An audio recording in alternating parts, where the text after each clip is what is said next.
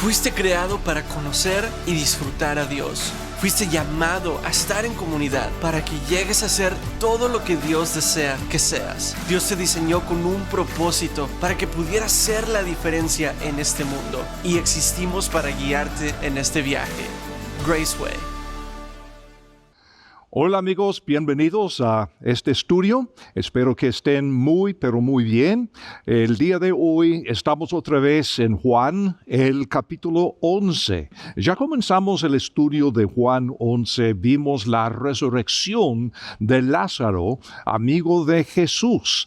Y quizá el punto más importante es decir que lo que tenemos acá en el caso de Lázaro no es meramente una sanidad, sino la resurrección de un cuerpo tan muerto que apestaba. O sea, no hay duda en cuanto a lo que está pasando acá. Aparte de la resurrección de Jesús mismo, este es el acontecimiento más importante del libro. De los muchos milagros que Jesús hizo, Juan nos dice que Él escoge 7 para hacer su punto que Jesús es el Cristo, el Hijo de Dios, y que creyendo podríamos tener vida en su nombre. Hay muchos que han dividido el Evangelio de Juan en 4 partes. El prólogo, el capítulo 1, para presentar a Jesús como el Verbo, la palabra viviente, la fuente de luz y de vida. Y entonces los capítulos 2 al 12 son el libro de señales donde encontramos estos milagros, estas señales que el Señor hace. Y luego los capítulos 13 al 20 son la pasión de Cristo. Y por último, el epílogo, capítulo 21. Ahora, en este momento, Jesús acaba de resucitar a su amigo Lázaro, como les dije. Y nadie puede negar que esto ha sucedido. Pero el dilema, ahora, ¿qué hago? ¿Qué hacer? Este es el punto. Juan 11. Y vamos a comenzar en el versículo 45 y también el 46, que dice así: muchos de los judíos que habían venido a María y habían visto lo que había hecho Jesús, creyeron en él. Pero algunos de ellos fueron a los fariseos y les dijeron lo que Jesús había hecho. Jesús siempre obliga a la división. Todos están de acuerdo en que Jesús ha hecho un milagro asombroso que no tiene explicación aparte del poder de Dios. Pero no todos están dispuestos a seguir a Jesús. Y el problema no es Jesús. El problema es simplemente ¿cómo vamos a responder? ¿Qué podemos decir? ¿Qué podemos hacer? Hay 2 opciones. La primera es proteger mi orgullo. Y la segunda opción es echar mano a la gracia de Dios. Pero si quiero guardar mi orgullo, entonces, ¿qué hago con Jesús? Amigos, es el mismo dilema que muchos tienen hasta el día de hoy. Bueno, yo siempre he pensado, siempre me han dicho que yo no tengo mucho interés en cosas espirituales y creo en Dios, pero Jesús no sé qué. O queremos proteger nuestro orgullo y admitir que Jesús es Dios en la carne, o simplemente echar mano a su gracia. En Juan 11, 45 de nuevo, podemos observar que Jesús fuerza la división. Muchos de los judíos que habían venido a María, hermana de Lázaro, y habían visto lo que había hecho Jesús, creyeron en él.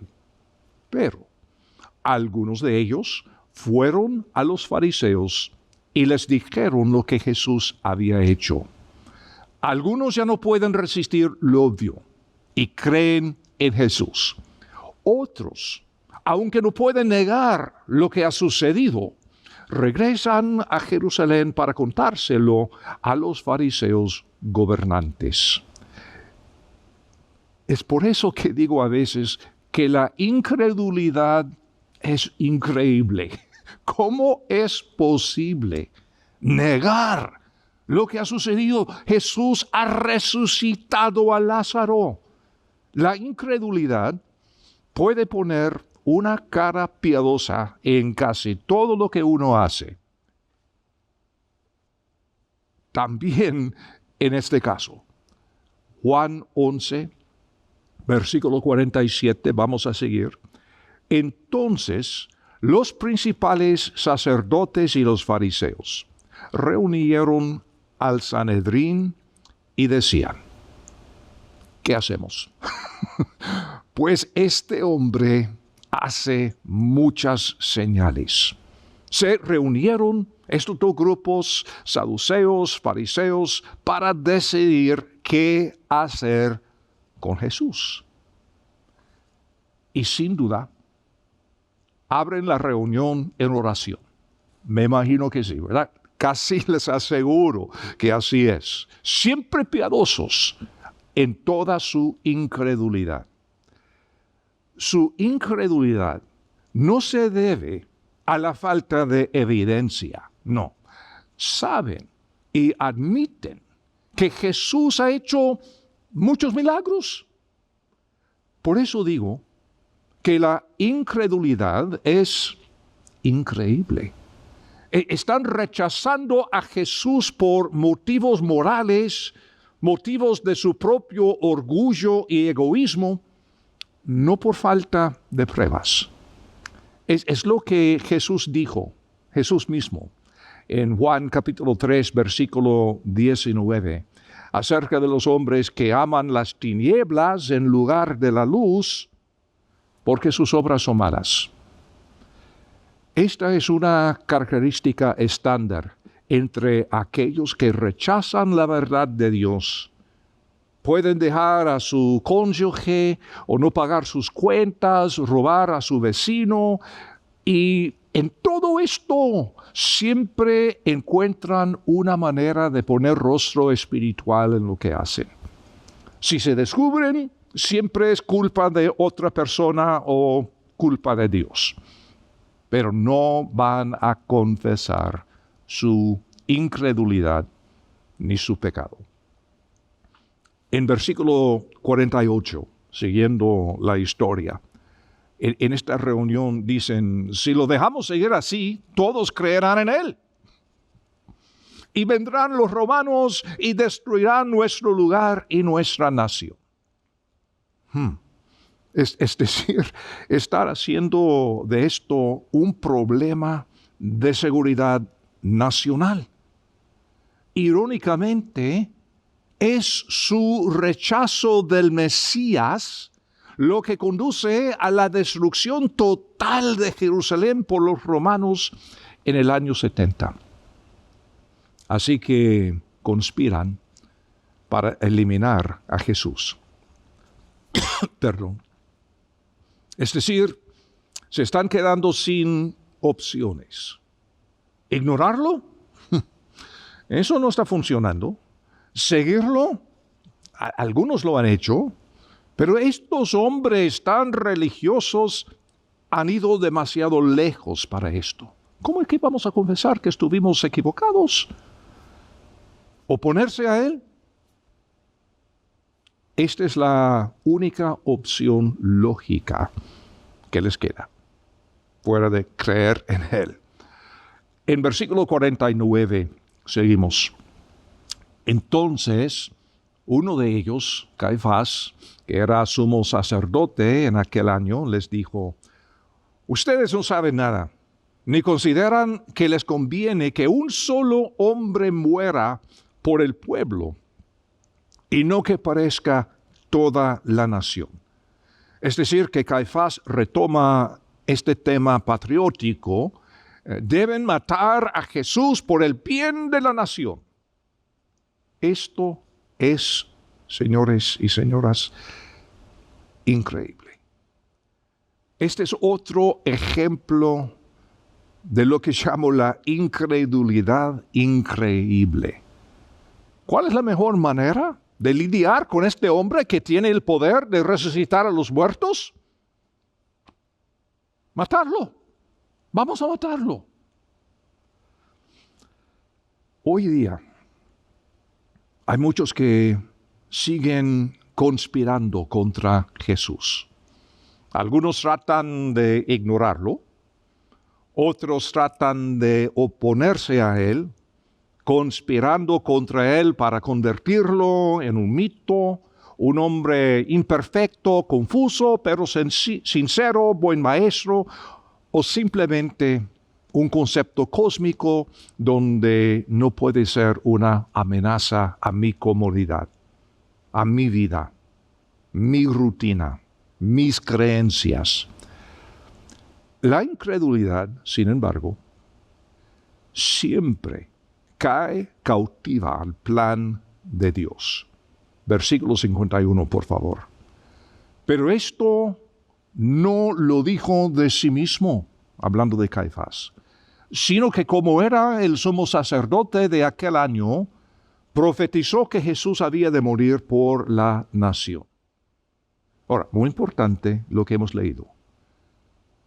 Esta frase, esto no lo dijo de sí mismo, nos llama la atención. En otras palabras, lo que hablaba provenía de otra fuente más allá de sí mismo. Y él, Caifás, él mismo no tiene idea de la verdad ni del impacto de sus palabras, porque no son suyas. Qué interesante, cómo es que Dios está usando a este incrédulo creyente para predecir lo que va a suceder. Porque es precisamente lo que sucedió. Jesús, un hombre, murió para que todos pudieran ser salvos. Versículo 52. Y no solamente por la nación, sino también para reunir en uno a los hijos de Dios que estaban esparcidos. Y esto, por supuesto, mira hacia la salvación de las naciones gentiles, tal como Jesús había predicho antes. Puedes oponerte a Dios todo lo que quieras. No solo no ganarás, Dios usará tu rebelión para lograr su plan final, como en el caso de Caifás. Un creyente incrédulo y sin embargo Dios lo usa para llevar a cabo lo que ha pensado desde un principio. ¿Te encuentras, amigo, luchando contra Dios? No estoy hablando de la diferencia, como decimos comúnmente, un salvo, un incrédulo, porque estamos viendo que aún los creyentes pueden ser incrédulos, que no tiene nada que ver con el destino final, tiene que ver con la vida, ahora mismo. Y muchas veces aún nosotros, como creyentes sinceros, nos encontramos luchando contra Dios. Pocas personas lo admiten, por supuesto, pero hacemos esto cuando sabemos lo que Dios quiere de nosotros y nos negamos a cumplir. Muchos saben que Dios tiene un propósito, un reclamo sobre nuestras vidas. Sin embargo, vivimos la vida de tal manera que ignoramos a Dios. No dejamos de asistir a la iglesia, por supuesto que no dejamos de cantar alabanzas y participar en todo esto. Pasamos por todas estas rutinas ignorando a Dios y el reclamo que Él tiene sobre nosotros. Nos convertimos en creyentes incrédulos, que es increíble. Pero qué interesante observar cómo es que la incredulidad hace aliados extraños. Porque en este caso vemos esta reunión entre fariseos y saduceos, enemigos naturales, pero versículo 53 dice: así que desde aquel día resolvieron matarle. Como digo, hasta este momento los fariseos y los saduceos eran enemigos amargos. Y ahora, desde el sumo sacerdote hacia abajo, todos unidos en torno a una causa común. Y la causa común es que debemos eliminar a Jesús. La oposición a Jesús une a los enemigos naturales. Y a la misma vez, esta incredulidad increíble quiere hacer de Jesús un forajido. Veamos, versículo 54, por favor. Por lo tanto, Jesús ya no andaba abiertamente entre los judíos, sino que se fue de allí a la región que está junto al desierto, a una ciudad que se llama Efraín, y estaba allí con sus discípulos. Ya estaba próxima la Pascua de los judíos y muchos subieron de esa región a Jerusalén antes de la Pascua para purificarse. Buscaban a Jesús y se decían unos a otros estando en el templo: ¿qué les parece? ¿Que tal vez ni venga a la fiesta? Los principales sacerdotes y los fariseos habían dado órdenes de que si alguno supiera dónde estaba, lo informara para que lo tomaran preso. Anteriormente, los líderes judíos temían al pueblo. A medida que aumentaba la popularidad de Jesús, especialmente después de sanar a este hombre nacido ciego en Juan 9, amenazaron con excomulgar de la sinagoga a cualquiera que siguiera a Jesús. Y ahora es el pueblo que tiene miedo a sus líderes religiosos. Y ahora declaran ellos, esos líderes religiosos, que Jesús es un forajido, un fugitivo de la justicia. Imagínate, versículo 56.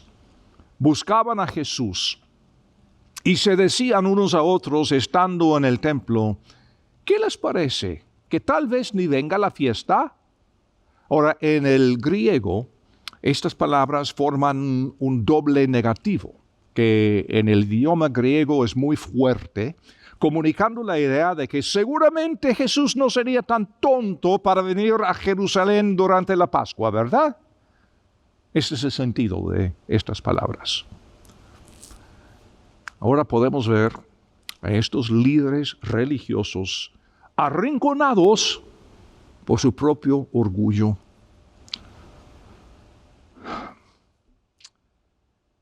La otra opción, echar mano a la gracia de Dios y entender el propósito de por qué va a morir Jesús. Como los milagros, la gracia de Dios no se puede ocultar. ¿Qué hay de los mencionados en Juan 11, versículo 45, estos que creyeron en él? Muchos de los judíos que habían venido a María y habían visto lo que había hecho Jesús, creyeron en él. Incluso algunos de los que previamente han tratado de ignorar a Jesús u oponerse a él, ahora no pueden escapar de la gracia de Dios. Gracias a Dios. Antes, nadie podía entender por qué Jesús no vino inmediatamente a sanar a su amigo Lázaro, ni sus discípulos, ni las hermanas de Lázaro, ni Lázaro mismo. Ahora, sin embargo, está quedando muy claro que la gracia de Dios estaba operando todo el tiempo, cada momento, en todo. Muchos creen, debido a la resurrección de Lázaro. Y como digo, esto es algo mucho más espectacular que una mera sanidad. Una mera sanidad. Pero me entiendes, ¿verdad? Una sanidad, por supuesto, un milagro, gracias al Señor, pero la resurrección de Lázaro, 4 días en la tumba. María, Marta, Lázaro y los discípulos de Jesús se han fortalecido en su fe. Los líderes de los judíos se han unido en su determinación de matar a Jesús y el escenario está listo para el mayor acto de la gracia de Dios jamás. Se ha demostrado el poder de Dios sobre la muerte, en este caso de Lázaro. Y la resurrección de Lázaro se ve ahora como presagio del acontecimiento más maravilloso de la historia humana, la resurrección de Jesucristo. La gracia de Dios, amigos, demuestra que nuestra vida, fíjense, vale la muerte de Jesús. Suena increíble decir estas palabras, pero es el mensaje de las Escrituras. Es la conclusión de la historia de Jesús. Y es el punto principal de lo que Pablo dice en su carta a los Romanos, Romanos capítulo 5. Y voy a comenzar a leer un pasaje comenzando en el versículo 17. Pablo dice, porque si por la ofensa de uno reinó la muerte por aquel uno, ¿cuánto más reinarán en vida los que reciben la abundancia de su gracia y la dádiva de la justicia mediante aquel uno, Jesucristo? Así que, como la ofensa de uno alcanzó a todos los hombres para la condenación, así también la justicia realizada por uno alcanzó a todos los hombres para la justificación de vida. Porque, como por la desobediencia de un solo hombre muchos fueron constituidos pecadores, así también, por la obediencia de uno, muchos serán constituidos justos. La ley entró para agrandar la ofensa, pero en cuanto se agrandó el pecado, sobreabundó la gracia. Para que, así como el pecado reinó para muerte, así también la gracia reine por la justicia para vida eterna por medio de Jesucristo, nuestro Señor. ¿Y qué dices? ¿Qué harás tú con Jesús? Ahora, yo entiendo que si me estás escuchando en este estudio, seguramente eres creyente, has depositado tu fe en Cristo Jesús y todo esto. Quizá no, pero me imagino que la gran mayoría que están escuchando mis palabras en este momento ya han puesto de una forma, una vez para todas, su fe en Jesucristo. Pero espero que puedan entender de lo que hemos visto aquí en Juan, que uno puede creer las Escrituras, vivir una vida piadosa, cumplir con todas las reglas religiosas, cantar alabanzas, estudiar, memorizar las Escrituras y ser incrédulo en los momentos cuando más necesitamos la fe. Y esta es la posición en la que nos encontramos de vez en cuando. No estoy hablando de perder o ganar la vida eterna. Nada que ver. Tiene que ver con nuestra respuesta, nuestra reacción al Señor Jesucristo y lo que Él quiere hacer en nuestras vidas. ¿Qué harás con Jesús? Este es el problema. ¿No es cierto que muchas veces esto sucede en las iglesias, en las congregaciones? Hemos formado nuestra cultura, hemos establecido ciertas reglas, opiniones, convicciones que de vez en cuando se basan en las Escrituras, de vez en cuando se basan en nuestro mal entendido de lo que dicen las Escrituras. Pero, ¿qué pasa cuando después de haber predicado o enseñado tal cosa, después de muchos años y todo esto, descubres que tu interpretación ha sido equivocada?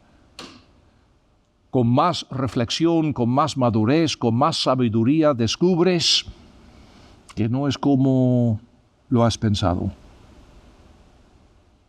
¿Y ahora qué haces? ¿Mantener tu orgullo? ¿Tu posición?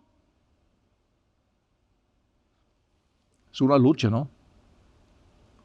O simplemente confesar abiertamente con mucha humildad. Oigan, la Biblia es un libro profundo, infinito. Hermanos, quiero decirles que con toda sinceridad he pensado así. Y ahora con más oración, reflexión, más estudio, he llegado a concluir que mi dogmatismo quizá no ha sido de todo bien. Perdónenme. Y todos vamos a seguir adelante aprendiendo, profundizándonos en el estudio de las Escrituras. No son nuestras dogmas, no son nuestra doctrina santa y todo esto, sino son las palabras de Dios que son eternas. Y nosotros somos seres humanos. Y a veces, como los fariseos y los saduceos, que a propósito estaban en dos lados de los debates teológicos del día. Y los dos grupos equivocados. No en todo. No, Señor, no en todo. En los dos lados tenían puntos buenos y tenían puntos equivocados. Pero cuando llega Jesús y Él quiere llevarlos a otro nivel, a otra vida, no pueden dejar su orgullo, sus posiciones. Y como consecuencia, llegan a una incredulidad increíble. ¿Y qué haces tú? ¿Abunda la gracia de Dios en tu vida, aun cuando estás equivocado, errado, confundido, inseguro? En cada momento, mi amigo, estas opciones existen. Pegarme a mi orgullo o echar mano a la gracia de Dios. ¿Qué harás tú? ¿Qué cosa la Biblia? ¿Qué cosa la vida de Jesús? Espero que estés aprendiendo, disfrutando de este estudio del Evangelio de Juan. Estamos aquí en el capítulo 11. De hoy en 8 regreso con otro estudio más de este libro fascinante, el Evangelio de Juan. Mientras tanto, que estés bien, que el Señor te bendiga muchísimo.